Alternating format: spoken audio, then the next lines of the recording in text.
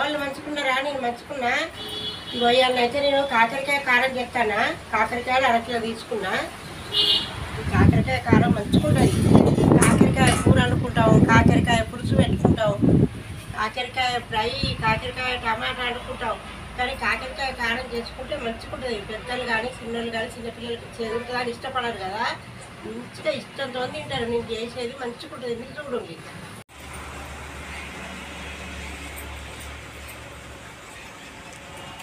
కాకరకాయలు అయితే మంచిగా శుభ్రంగా కడిగి పెట్టుకున్నా. కాకరకాయలు కోస్తాను ఇప్పుడు.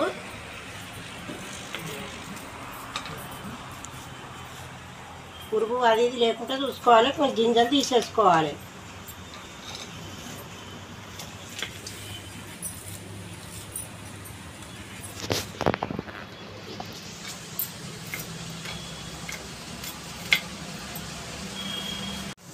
కాకరకాయలు కోసిన కొంచెం దొడ్డు ముక్కలే కోసుకోవాలి. కొన్ని గింజలు తీసేసిన లేదా ఇళ్ళనే ఉన్నాయి ఏం కాదు, కానీ కొంచెం ముదిరిన గింజలు తీసేసుకోవాలి. ఇప్పుడు వీటిని రోట్లు వేసి దంచుతా. కొంచెం కచ్చపిచ్చ దంచుకోవాలి రోట్లు వేసి ముక్కలను.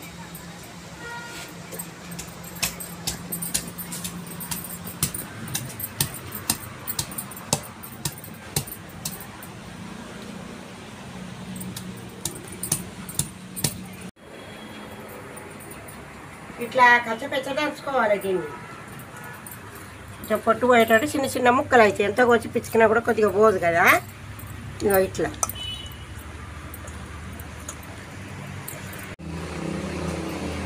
ఇప్పుడు ఇల్లు ఒక చెంచాలంతా ఉప్పేసుకోవాలి. ఉప్పేసుకొని వాటిని కొంచెం ఇట్లా విసుకాలి.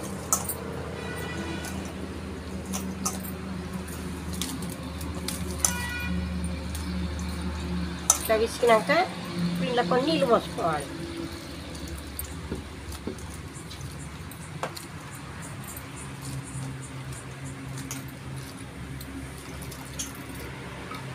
నీళ్ళు పోసుకొని మంచిగా ఉప్పు కలిపి ఇదంతా ఇళ్ళకు తీసుకోవాలి. ఈ కాకరకాయ ముద్దని ఇది మొత్తం దంచిందంతా ఇళ్ళకు ఒక వేరే ప్లేట్లకు ఎత్తుకోవాలి.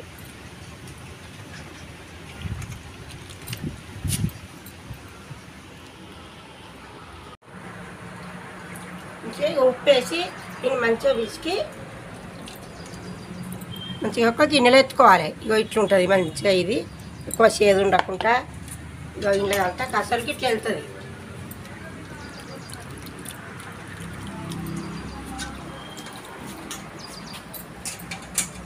పొయ్యాటు పెట్టిన పొయ్యి మీద గంజు పెడతానా. గంజు పెట్టి కొంచెం నూనె పోసుకోవాలి.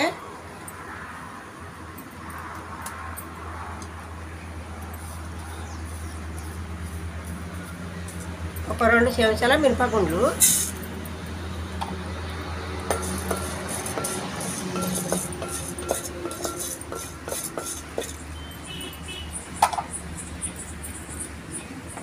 ఇలా కూడా ఘోరంగా కనబడతాం. మిరపగుండ్లు గోలుతాయి కదా. ఒక చెంచాన్నర జీలకర్ర వేసుకోవాలి.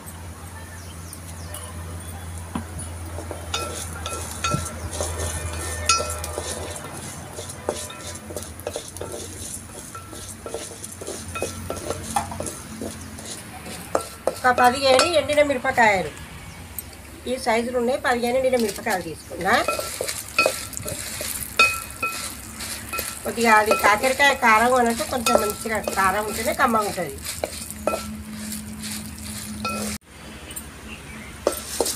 ఇవి గోలుతానే కదా. ఇవి సగం గోలేటప్పుడే ఒక 2 చెంచాలన్నర నువ్వులు, ఎందుకంటే ముందుగానే వేస్తే మాడిపోతాయి అవి.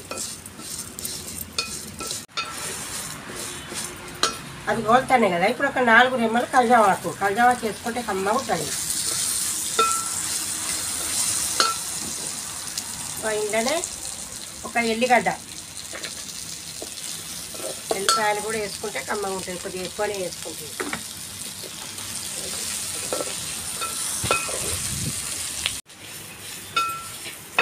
మంచిగా వేగినాయి. నేను ఇప్పుడు తీసి పక్కన పెడతా.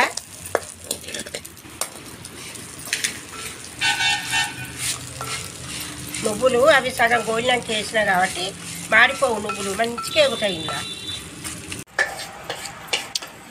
ఇలా చల్లారినాక ఈ రోజు చేసి మెత్తగా పొడి కొట్టుకోవాలి.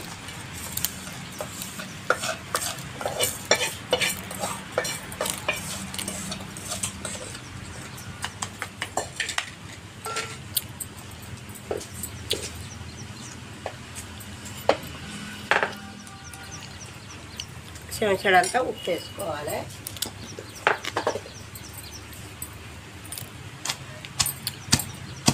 మంచిగా పొడి కొట్టాలి, వీటిని దంచుకోవాలి.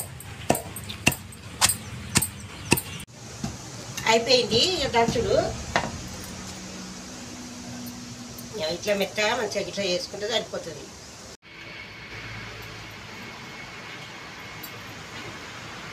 మసాలాలు అయితే మంచిగా పొడి కొట్టిన వీటిని పక్కా పెడతా. పక్కా పెట్టి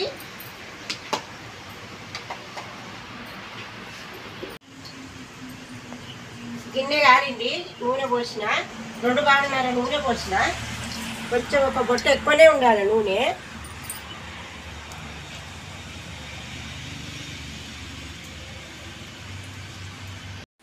నూనె కాలింది. ఇప్పుడు పోపు దినుసులు ఎత్తాను. ఆవాలు, మిరపగుండు, జీలకర్ర.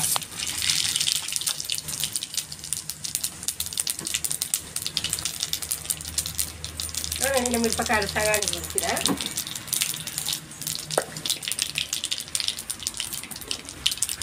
ఎల్లిపాయలు కొన్ని వేసిన కదా, ఒక 4 ఎల్లిపాయలు మరి.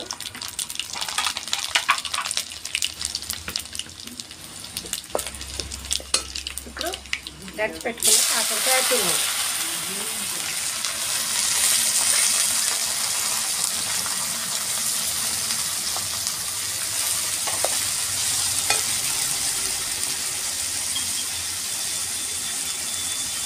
చెంచాడంతా పసుపు.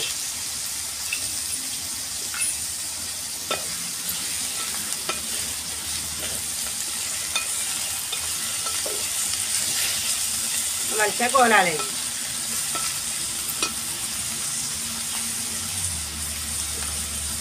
ఒక సగం చెంచాడంతా ఉప్పేస్తాను.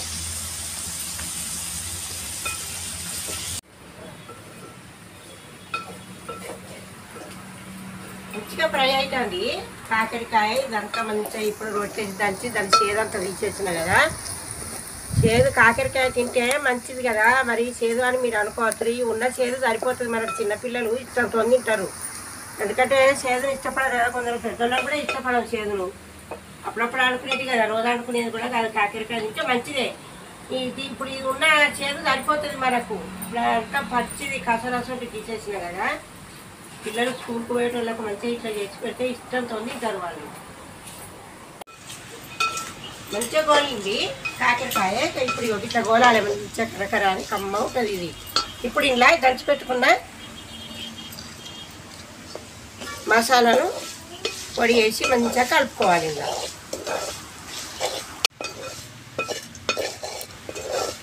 మంచిగా కలుపుకోవాలి. కొద్దిగా ఒక 2 నిమిషాలు ఇలా కొంచెం ఇది వేగినట్టు అయితే కమ్మ కల్జామాకు, నువ్వులు, మంచిగా ఎల్లిగడ్డలు వేసిన కదా, కమ్మగా వాసన వస్తుంది కలుపుతా అంటేనే. మంచిగా 2 నిమిషాలు కలిపినా మంచిగా ఉన్నది.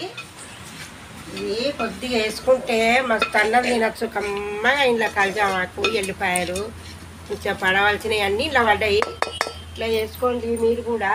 చేసుకుంటే ఎక్కువ చేదు లేకుండా మంచిగా ఇష్టంతో తింటాం. దించి పక్క పెడతా.